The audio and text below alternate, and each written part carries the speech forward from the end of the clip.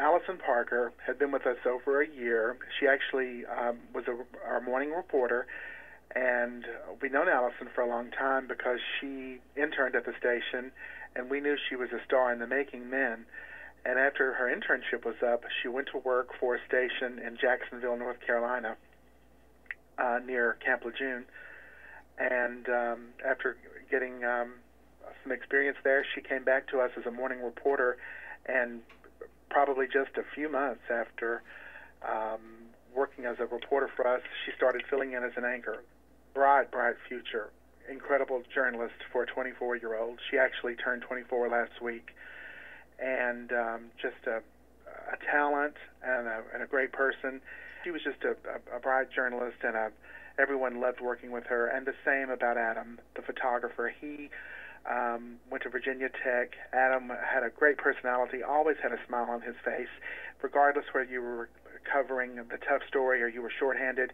He was too worked the morning show, but many times he would stay and work over to help us cover news for the day. Like his shift would be 3 a.m. to about 12:30 in the day, but many times he would be here at 3 or 4 o'clock in the evening. He was an avid football fan, Adam was, and he always looked forward to our Friday night football coverage during the fall. Our hearts, everybody at the station, were all heartbroken because they were not only great journalists, but they were truly great people. And what's even it hits a little closer to home for us because Adam was engaged. He actually met his fiancée here at work. She's one of our producers, and she was boothing the show this morning when the shooting occurred. And then Alison, she was actually dating Chris Hurst, who is our evening anchor. And so it's horrible, and we're just trying to hold on to each other as best we can and take it one day at a time. When it happened, of course, it was the morning show around 6:45, and fewer people are at work at 6:45 in the morning, but I got the call immediately from the morning producer, Melissa Ott, who was Adam's fiancée, and she called me, she said, there's been a shooting, and I just immediately jumped and ran and got to the station as quickly as I could, and there were others of us who started coming in around that time, and the worst part of all was that we knew, we had heard the shots fired, and we heard the screaming, but for probably 30 minutes or an hour, we didn't know if they were dead or alive, and we were holding on to hope, but unfortunately we got the news that they didn't make it, and they both lost their lives in this shooting.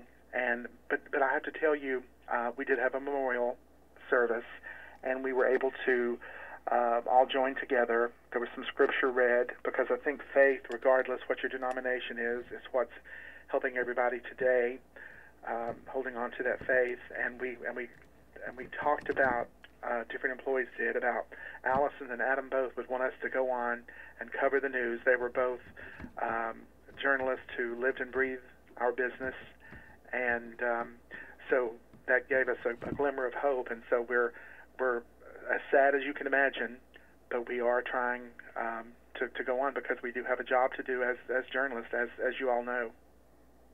The suspect is Vester Flanagan. That is his legal name. When he worked for us, his on-air name was Bryce Williams.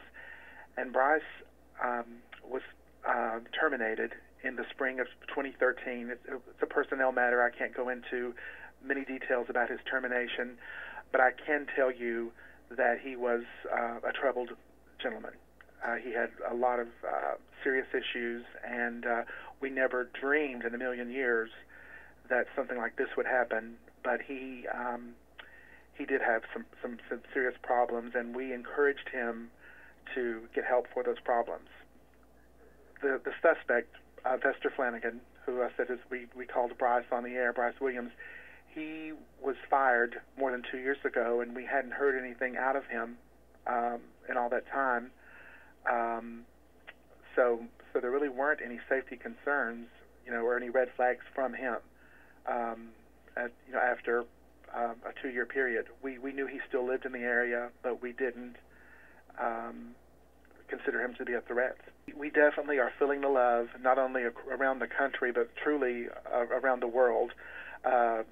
News outlets from around the world have either emailed, tweeted, called, we're definitely getting a lot of support, and it's not just from CBS affiliates, NBC affiliates, everybody. And a lot of my former colleagues I've worked at different stations, they've all reached out to me individually, and I just cannot begin to say how much I appreciate that. And that is the case with everybody in the newsroom. We're hearing from people we hadn't talked to in years who can't imagine being in this situation, and everybody is, they know it's the unthinkable that we're facing. Many times we go out and cover these horrible, horrible stories, these mass shootings and things of that nature, and we talk about it and we're prepared to cover it, but as they say, this truly has hit home because we are the ones who are dealing with something of this horrible magnitude now.